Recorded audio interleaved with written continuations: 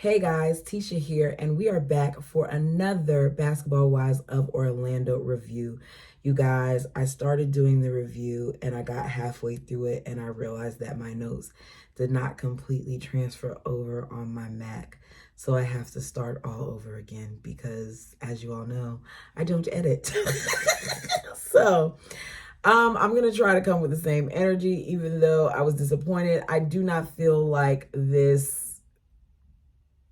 gave what I thought it would give, but I think this is the last episode, and I'm not sure based on what we saw if I'm going to continue to review this, but I guess the numbers will determine that. So even though the last episode we saw Morgan letting Mulan and Neek know that she knows Danielle was lying, we're going to pick up this episode seeing all the ladies at brunch. Everyone arrives at different times. They're trying to make content, but they're not being successful at it because different things keep happening that are preventing them from doing some of the things that they're supposed to do. So we see all the different ladies arrive, and Morgan, Mulan, and Danny are the last to arrive, but such emphasis is being put on Danny and Morgan that you don't even really see much of Mulan except her hurry up and come to the table and sit beside Nikki. Morgan arrives, her energy seems okay until Danny arrives and she sits directly across from her. I want to know if this is something that production did or did they just happen to arrive and end up having to sit in this order because it just seems a little staged.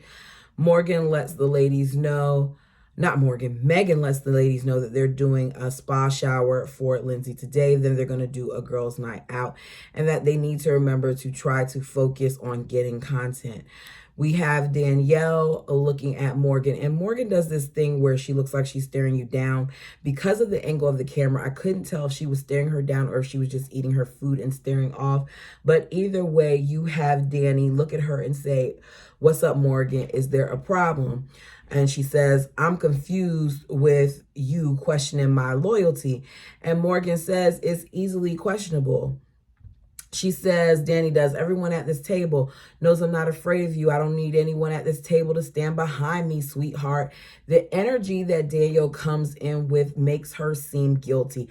We don't know the full scope of things, but something was done because it doesn't make sense that she's coming at her with like this. Did she have a reason to be upset with Morgan when Morgan was fussing at her about going to Ashley's event? Yes, but I don't think that the energy that she's giving her now is warranted. Morgan says that she doesn't get anything from beefing with Danny. Morgan says, "You're at this table with these people because of her." As they're doing this, you see Ashley cheersing, and then she says in confessional, "I'm cheersing to karma because I brought Morgan into this group and Morgan betrayed me. And then Morgan brought Danny into this group and Danny betrayed her. So it's just karma. Karma will come back around. I don't know if I would really consider this karma, but in Ashley's eyes, she considers it karma." You then hear Danielle say,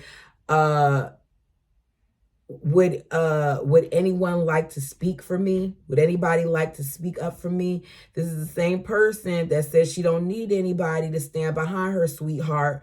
So you don't need anybody to stand behind you, sweetheart, but you want your friends at the table to speak up for you. I need Danny, since she felt the need to address Morgan, to stand up for herself. Megan tries to interject. Ashley says, let them go, let them go. And Nikki in confessional is upset because she's saying that Ashley just wants to see them go at it and she doesn't know how to be a friend. Ashley, of course, would want to see them go at it because she's been beefing with them the whole time. But Nikki doesn't know how to be a friend either. See, Nikki thinks that we, the viewers, forgot. Maybe this group did, but I didn't forget how Nikki created that whole argument between Neek, Mulan, Danny, and Morgan in the first place and how she managed to skirt out of it because Nikki was very much so the one who called them mean girls and stuff of that nature, but she twisted it around and made it seem like it was Mulan and Neek. So all that mess is something that she created that first fight, but she got out of it. Nor is Nikki now seeing what's going on at that table saying anything, but she has a whole lot to say once she leaves the table. So Nikki is fake too. We then see them keep going back and forth, acting like something's going to happen. She's like, "If you put your hand in my face one more time, whatever, whatever." And they both go back and forth, but nothing happens. We see Danielle walk away and who was it? Nikki and Ashley follow behind her. It's just a bunch of pointless arguments. So Nikki, Megan, and Danny are outside. She's telling them that she's confused about how Morgan managed to hear things outside of the group when they don't have a lot of people that they're mutually close with outside of the group. And she feels like Morgan is lying about that, especially since she didn't say anybody. And she feels like she's getting it from Mulan. Now, I believe that Morgan did hear something from somebody else, because I don't think Morgan would make that up, number one. And number two, I think that you could tell that Morgan was really distraught by what she heard. And she did say that there were other people there that heard what Danny said. Whether they were friends or not, Morgan knew other people that they were there. We then see Megan apologize to Ashley for what was said. Morgan, I keep messing up these M's. Morgan apologized to Ashley for what was said about her being a madam. And she said, I did say something about you bringing girls to your house and things of that nature, but I did not call you a madam. And I'm sorry that it got spread that way. And Ashley also apologizes. And she says that I'm sorry for the petty things that I had done. I was angry and I reacted in a petty way. And that did end up coming back to her house, which to me is her way of admitting that she did provide information to the ex. So she says she never meant for the kids to be attacked, and that was wrong. I wouldn't forgive Ashley for that, but Morgan did. They're not friends, but they are being very cordial throughout the rest of this episode. So Morgan is crying. Meanwhile, you have Danny, who is wondering if Morgan thinks that she runs the group. She then apologizes, Morgan does, to Mackenzie for riding so hard against her. And she says, like, I thought you was trying to take my friend's man, and I just wanted to have her back. Meanwhile, you have Megan still blaming Ashley for all this. I wish that they stopped getting in the middle of it, because all these other women make things worse. This doesn't happen to me in my real life. We then see all the ladies at the spa. They get their massages and facials that look really relaxing, and then they all meet outside, and Lindsay comes along with baby Snow, because that's the baby's name. And all the ladies give her things, as well as tell of a favorite memory that they have with Snow and Lindsay. And at the end of it, she says that despite all the drama that everybody's had in the group, everyone has been really kind to her and her baby, and she thanks them for that. She thanks them for her support, because we know she's been alone for majority of the pregnancy since her husband has been out of town overseas, and that these women are really, really beautiful. I'm glad that they acted right for her and nothing happened at that. We then see the ladies meet at a social bar. I don't understand Nikki's position and why she has so much to say, but Nikki has a lot to say when she gets in certain people's presence. And in this case, she's with Danny and Megan again. So all the ladies arrive at different times. They play games. They all think that Nick is going to be the drunkest. And Nick admits to her not knowing why they think she's going to be the drunkest, because she says she fakes her shots. Watching social media, Nick very much so does have a natural high. So I can see how she would fool people sometimes about being drunk. The ladies managed to go through the night without any drama. It's the last day. Ashley's in the store buying souvenirs for her family. Megan walks in. She says good morning. Ashley, on the other hand, stops it immediately, says, you don't like me, I don't like you, let's just not do this. Megan feels like there was no need for all of that, and she's trying to ruin the trip. I halfway feel like Ashley came in too hot, but at the same point, Megan says so many different things about Ashley when she's not in front of Ashley, and she calls Ashley fake and all those other things. Meanwhile, Megan is being fake too, because you came into the store all extra happy, excited to see her when you really weren't planning on buying anything. It's kind of like, did production tell you where she was, and then you just went from there. So she says,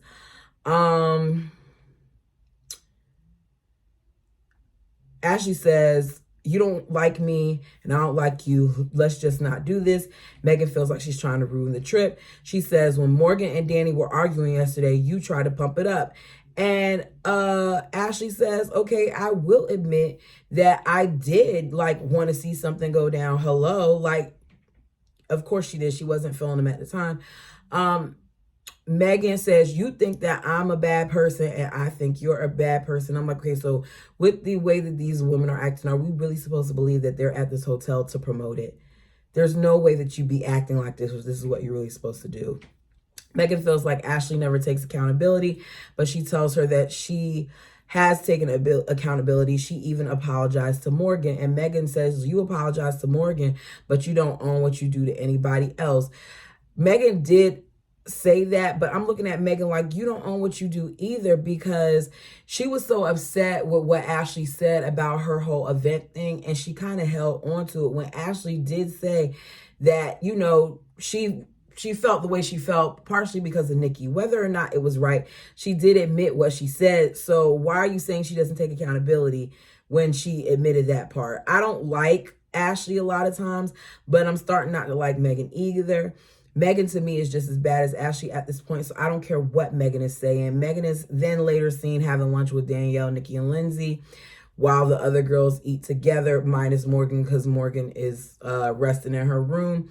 And it's just interesting how the dynamics have switched up. They talk about Ashley yet again. They talk about the situation.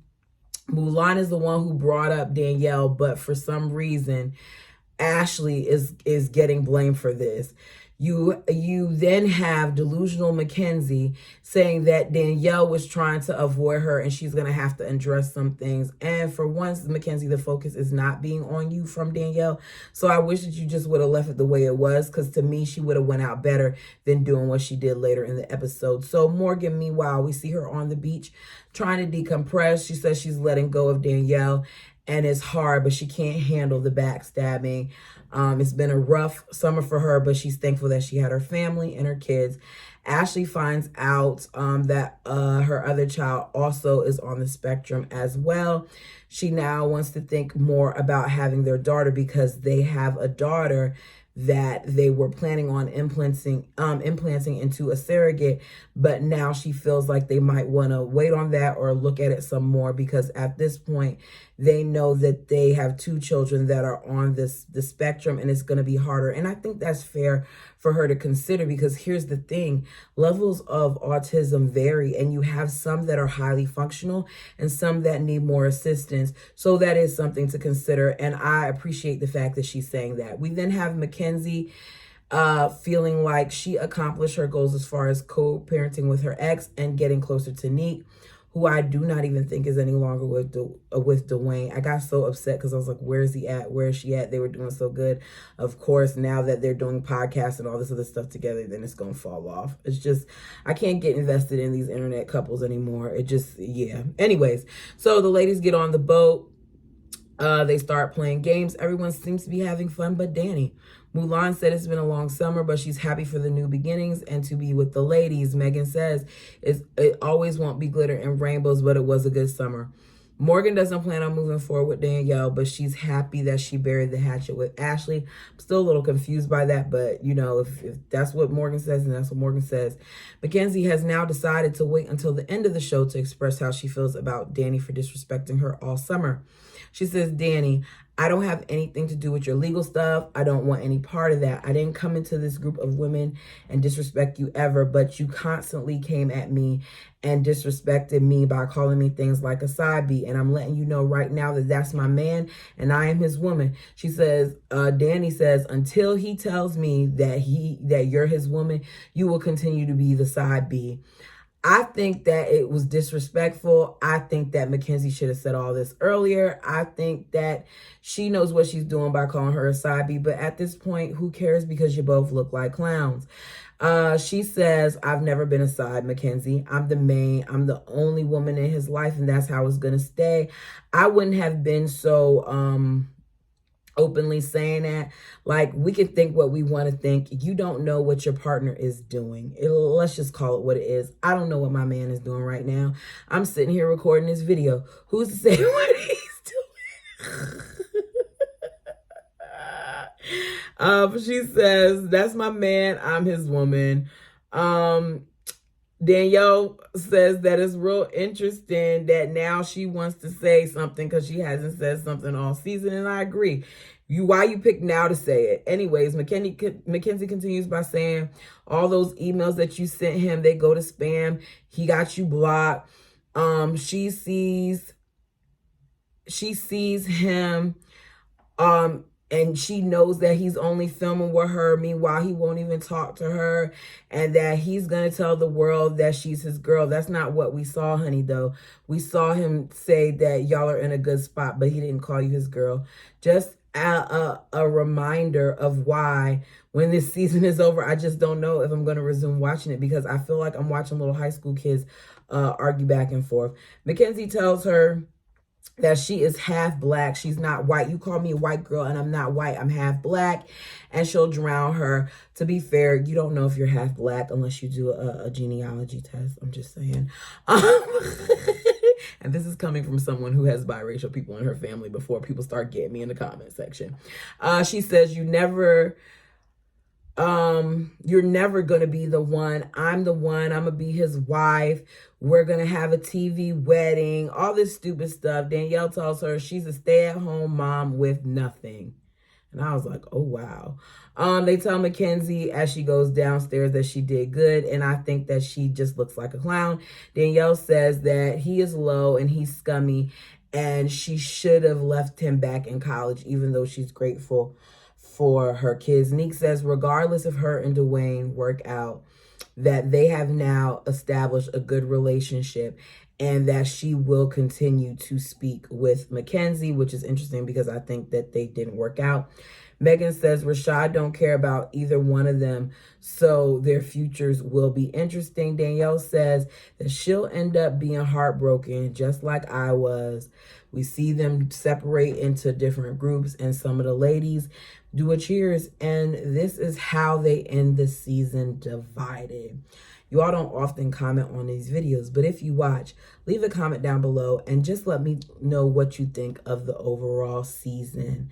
You guys, thank you so much for watching. If you have not done so already, please subscribe and do not forget to ring that doorbell. Until next time.